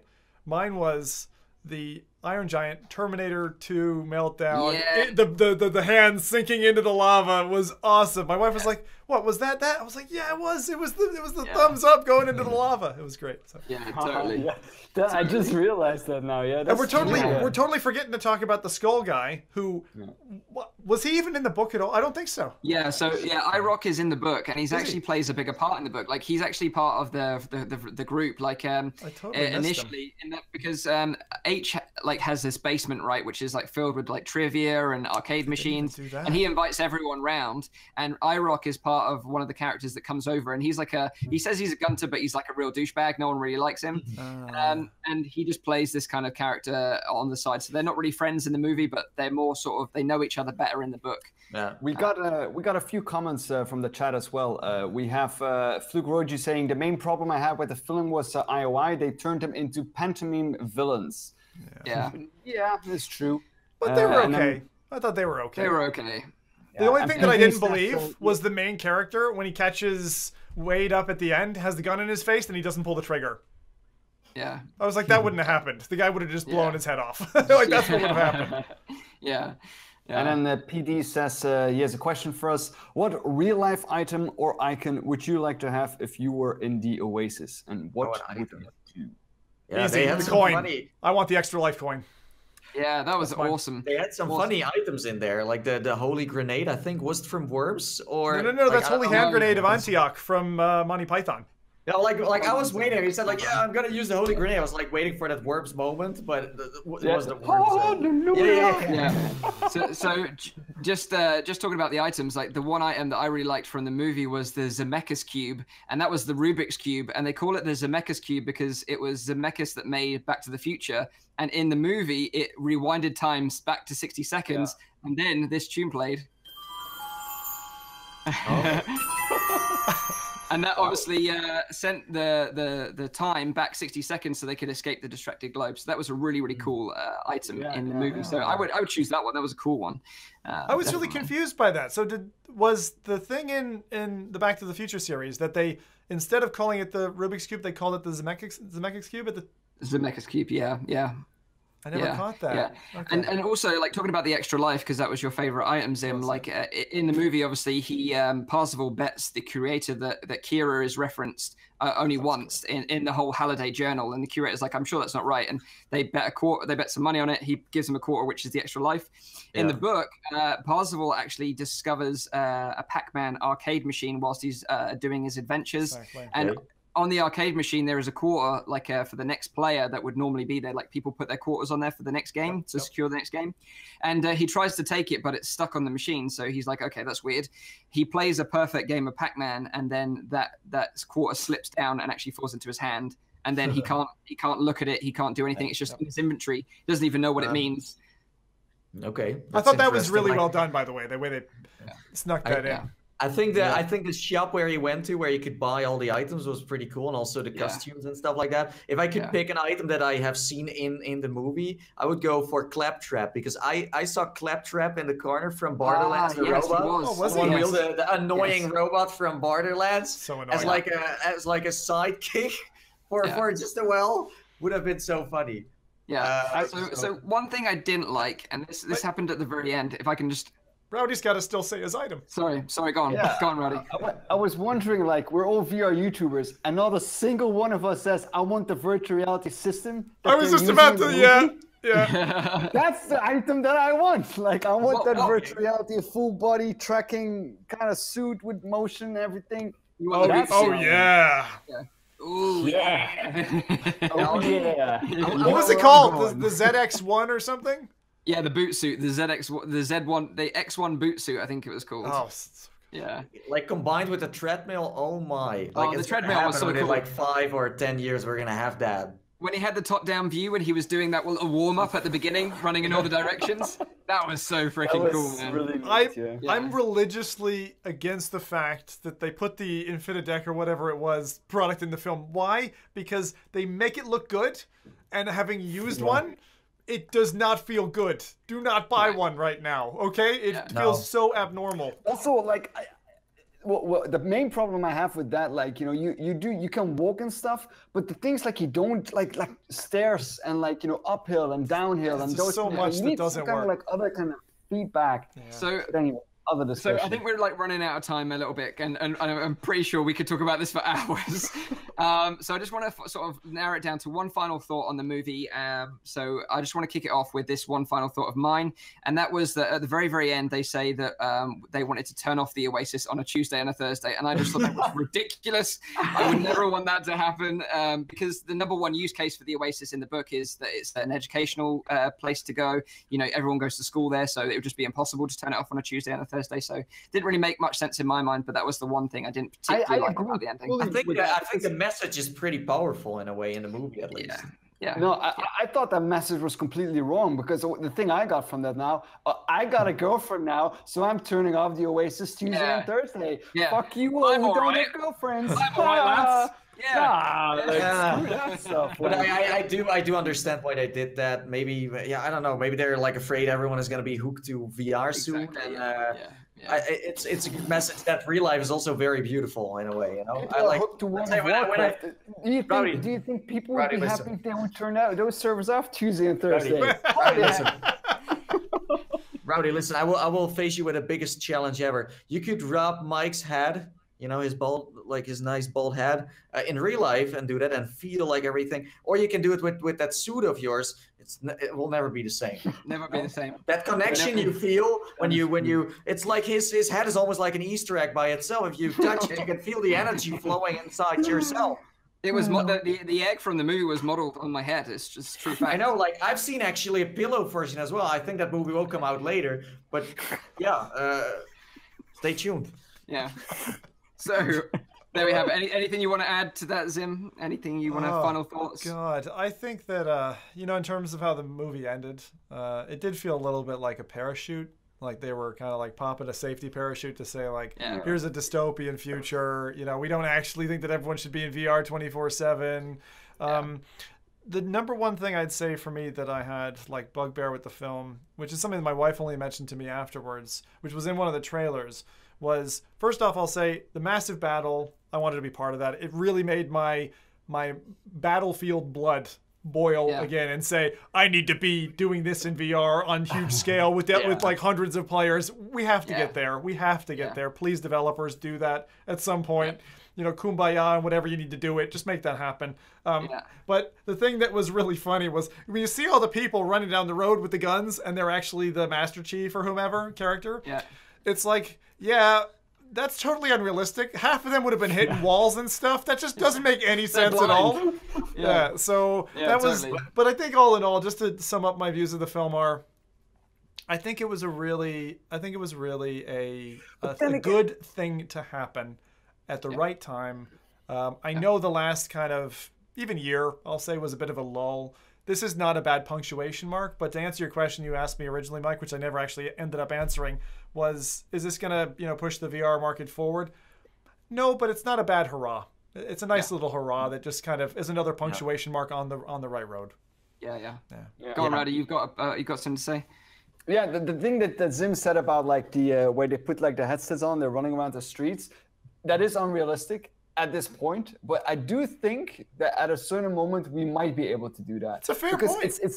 It's really strange how our brain works. Like if you do like very small, intricate changes to your to what you're seeing, you can actually like guide people into certain directions. I've seen that.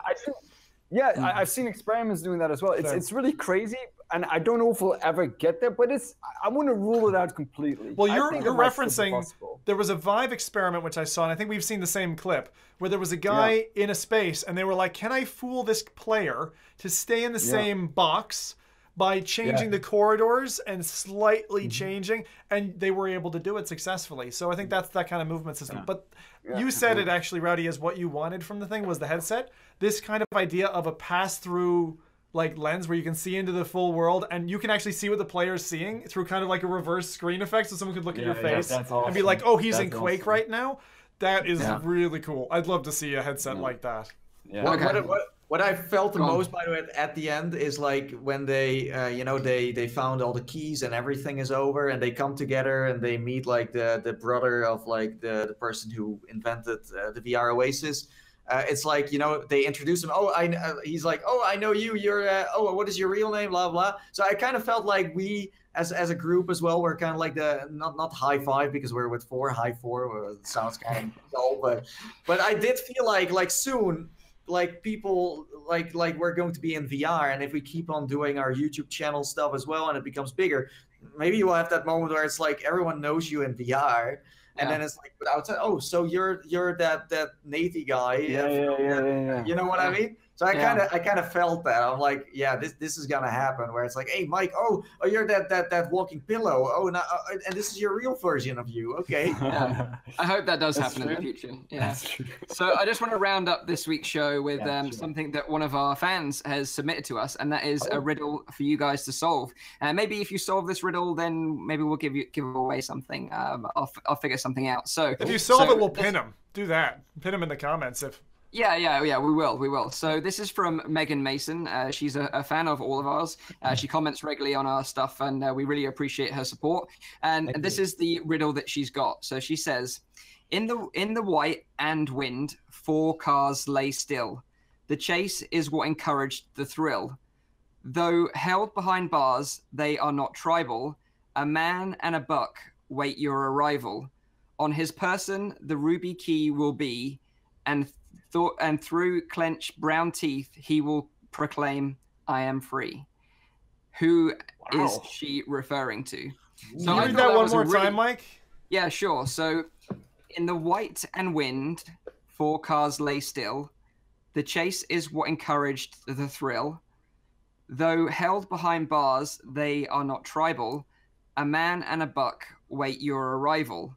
On his person, the ruby key will be, and through clenched brown teeth, he will proclaim, I am free. Wow. So it's a really good riddle. That's a really good one. This is the thing, props to her for coming up with this, because that is really, really great. That's movie worthy right there. So if you can figure it out, then let us know in the comments. We'd love to know your thoughts. And you never know, if you are right and she confirms that you are right, then maybe we'll give something away. So keep an eye on that in the very near future. But I hope you guys... We got a few more... Go on then, Rowdy. Here. We had someone asking, Zim, did you use the real Infinity deck, or was it one of those slippy discs like the Catwalk? I've used a whole bunch of them. Don't know. I don't think I've used the branded Infinidec. Okay. That's also, fair. we have people saying PlanetSide 2. I don't know if you guys know that game, but that would indeed be awesome in virtual reality. Oh, yeah. It's like, you guys know it, right? I know it. Yeah, I've played it. Yeah, okay, cool. PlanetSide 2. Maybe when they're running down the street and get to the end, they have to snap turn and run back. 180. Yeah. Oh, who knows? Okay. Yeah, I think that's about it. Yeah, cool. So let's wrap this up. So as you probably are well aware, it's a weekly AR, VR, and MR talk show live streamed every Saturday on the Good Nathies channel. Tune in at 4 p.m. in Europe, 3 p.m. in the UK, 9 a.m. in Central US every Saturday. If you missed the podcast, you can check out the re-upload, which I do every Sunday. And then you can also check out the audio-only version, which is available on Google Play Music, iTunes, and on SoundCloud. Wow. Also, just on a note on the audio-only version, we're using a new bit of software this week, so we'd love to hear your thoughts on whether the audio quality was better this time round, or did you prefer it before? I'd love to know your thoughts. So thanks again for being part of the show, and yeah, we'll see you next week. For the Oasis. Cheers! Bye-bye. Bye.